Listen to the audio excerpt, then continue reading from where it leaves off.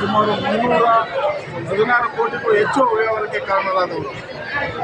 ಈ ರೀತಿ ಒಂದು ಕಾರ್ಖಾನೆಯ ಹಣವನ್ನು ದುರುಪಯೋಗ ಮಾಡ್ತಕ್ಕಂಥವರು ಇವತ್ತು ಕಾರ್ಖಾನೆ ಬಗ್ಗೆ ಕುಚೇಷ್ಟೆ ಮಾಡುವಂಥದ್ದು ದುರಂತ ಹಾಗೂ ನಾಚಿಕೆಗೇಡಿನ ವಿಚಾರ.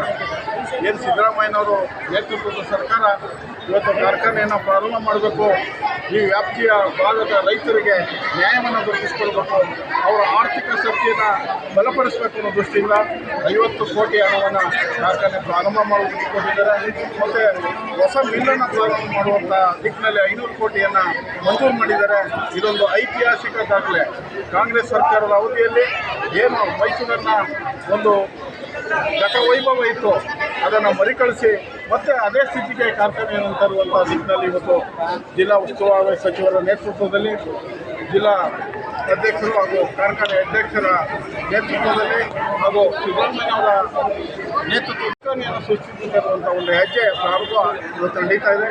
ಈ ದಿಕ್ಕಿನಲ್ಲಿ ಏನು ಹೊಸದಾಗಿ ಕಾರ್ಖಾನೆ ಪ್ರಾರಂಭ ಆಗಿದೆ, ಪ್ರಾರಂಭೋತ್ಸವದ ಅಂಗವಾಗಿ ಏನಾದರೂ ಉತ್ಪತ್ತಿ ಆಯ್ತಾ ಇರುವಂಥ ಸಕ್ಕರೆಯನ್ನು ಸಾರ್ವಜನಿಕರಿಗೆ ಹಂಚುವುದರ ಮೂಲಕ ಒಂದು ಸಂಭ್ರಮಾಚರಣೆಯನ್ನು ಮಾಡುವುದರ ಮೂಲಕ ಇವತ್ತು ನಾವೆಲ್ಲ ಇಲ್ಲಿ ನಮ್ಮ ಮಿತ್ರರು, ಕಾಂಗ್ರೆಸ್ ಪಕ್ಷದ ಕಾರ್ಯಕರ್ತರು ಮತ್ತು ರೈತರಲ್ಲಿ ಸೇರಿದ್ದೀವಿ. ಮುಂದಿನ ದಿನಗಳಲ್ಲಿ ಹಿಂದಿನ ಗತವನ್ನು ಪ್ರಾರಂಭ ಮಾಡುವಂಥ ದಿಕ್ಕಿನಲ್ಲಿ ಕಾರ್ಖಾನೆ ಹೆಜ್ಜೆ ಇರ್ತದೆ ಎಂದು ಮಾತನಾಡಿ ಸಂದರ್ಭದಲ್ಲಿ